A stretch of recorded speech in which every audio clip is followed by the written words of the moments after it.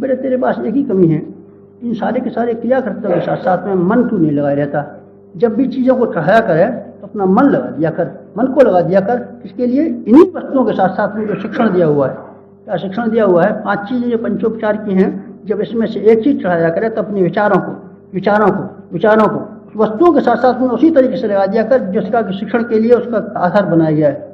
क्या बनाया गया है? जल चढ़ाते हैं हम, सबसे पहले देवता का पूजन करते हैं जल चढ़ाने के लिए। जल चढ़ाते हैं, पाद्यम समर्पयामि, अर्घ्यम समर्पयामि, आचमनम समर्पयामि। 3 चमची से, 3 बाल्टी से कराता है कि 3 चमची से? महाराज जी मैं तो 3 बाल्टी से तो नहीं कराता, 3 चमची से कराता हूँ। तो बेटा ये बता, स्नानम समर्पयामि, तो भगवान जी को स्नान कराता है महाराज जी, तो काय से कराता है? 1 चम्मच से कैसे नहा लेगा? 1 चम्मच से तू नहा ले या अपने बच्चे को नहा दे? तेरा बच्चा नहा ले तो हम जानेंगे कि भगवान को भी स्नान करा सकता है। जी महाराज जी तो फिर मैं तो ऐसे ही कर देता हूँ। और आचमनम समर्पयामि, अच्छा तू ये बता, जो कुल्ला करता है तो कितना पानी खर्च करता है? कुल्ले में तो महाराज जी 1 लोटा पानी करता हूँ, फिर मुँह भी धोता हूँ और साबुन से धोता हूँ, तो कितना पानी करता है? आचमन जब करता है, कुल्ला करता है, तब कितना पानी महाराज जी का? कम से कम 1 लोटा, 1 गंगा सागर खर्च हो जाता है। और भगवान जी को 1 चम्मच से तो बेटा उसका रोट भी नहीं भीला होगा। आचमन क्या कराता है? तो महाराज जी क्या करता हूँ? बेटे तू दिल्ली की बाजी करता है, भगवान से मखौल करता है। आपने तो बताया था ठीक है ऐसे जल चढ़ाना। अब बेटे मैंने जब बताया था तो एक और बात बताई थी, तेने वो याद नहीं रखी, क्रिया याद रख ली। तो क्या बताया था? मैंने तो ये बताया था कि जल चढ़ाते समय मनुष्य की ये वृत्ति रहनी चाहिए।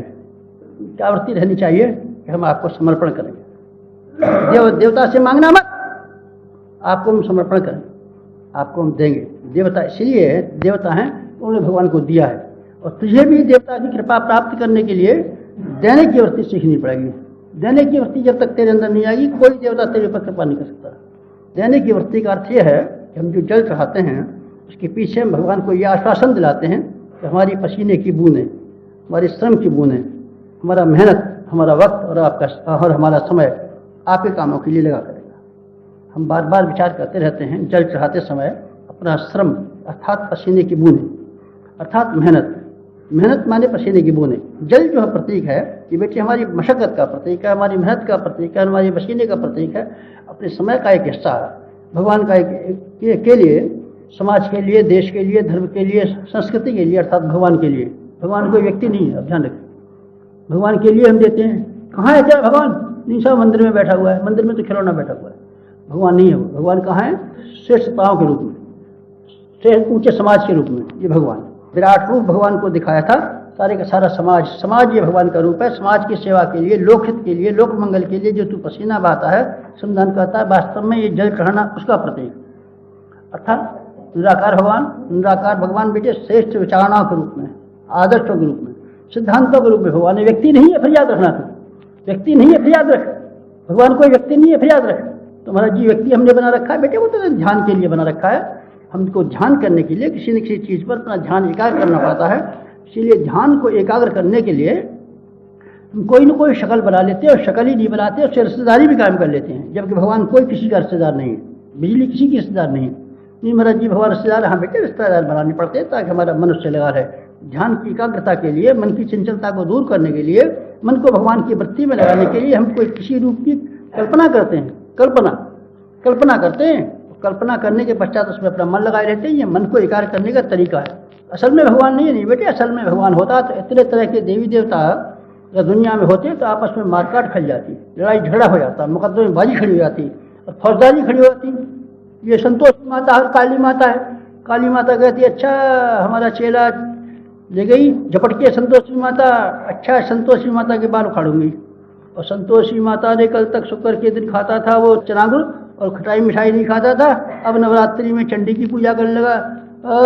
चंडी गाल फैला के बैठी है। तो हमारा चेला संतोषी माता का चेला चंडी के यहाँ चला गया, चंडी का चेला संतोषी माता का, हमारे आपस में चंडी मरेंगी और वो मरेंगे, औरतों में लड़ाई होगी और चेलों में लड़ाई होगी और सबके कचू में निकल पड़ेंगे। तो महाराज जी क्या चक्कर है? कुछ भी चक्कर नहीं है।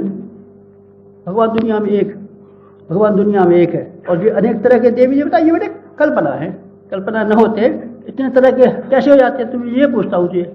भगवान दुनिया में एक है, हजारों हैं, हजारों भगवान होंगे तो मुश्किल आ जाएगी। एक भगवान है दुनिया में, फिर तरह तरह की शक्लें, मुसलमान ने अपना दाढ़ी वाला बना लिया है, हमने अपना मोर मुकुट वाला बना लिया है, अमुक ने अमुक तरह का बना, ये सब कल्पना है। कल्पना है। तो असली भगवान क्या है बेटे? श्रेष्ठ विचारणा। श्रेष्ठ भगवान के पास जब कभी भी आता है भगवान, तो श्रेष्ठ विचारों के रूप में आता है, आदर्शों के रूप में आता है, उत्कृष्टता के रूप में आता है, चिंतन के रूप में आता है, शकल के रूप में नहीं आता। हमने रात को हनुमान देखा तो देखा तो अच्छी बात है बेटे, भगवान रोजाना तो दिखाई पड़े। महाराज जी हमको तो कल लक्ष्मी जी दिखाई पड़ी, तो भगवान कह रहे रोजाना तो लक्ष्मी दिखाई पड़े।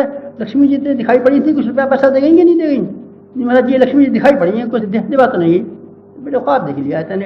अगर तुझे दिखाई देने लक्ष्मी जी किराया बड़ा खर्च के तेरे घर आई होती तो खाली हाथ क्यों चली गई? कुछ दे के जाती। नहीं सब दिया तो नहीं, कुछ ऐसी शक्ल दिखा के भाग गई। नहीं बेटे तो तेरा जाल बन जा रहा है, मैं विश्वास नहीं करता। श्रेष्ठता के प्रति, आदर्शों के प्रति इसको मैं भगवान मानता हूँ। उस भगवान का, श्रेष्ठता का, आदर्शों का जिन्होंने पालन किया वो भगवान के भक्त कहलाए और भगवान के अनुग्रह के अधिकारी होते चले। श्रेष्ठता श्री देव पूजन के समय जो हमारे विचार हैं वो होने चाहिए, हम अपना श्रम पसीना अच्छे उद्देश्यों के लिए, श्रेष्ठ कामों के लिए निरंतर खर्च किया करेंगे। ये विचारों को घुमाता रहे, जितनी देर में तू जल चढ़ाया करे, आचमन चढ़ाया करे, पाद चढ़ाया करे, अपना श्रम पसीना लोकहित के लिए, अपना श्रम पसीना लोकहित के लिए ये विचार करता रहे।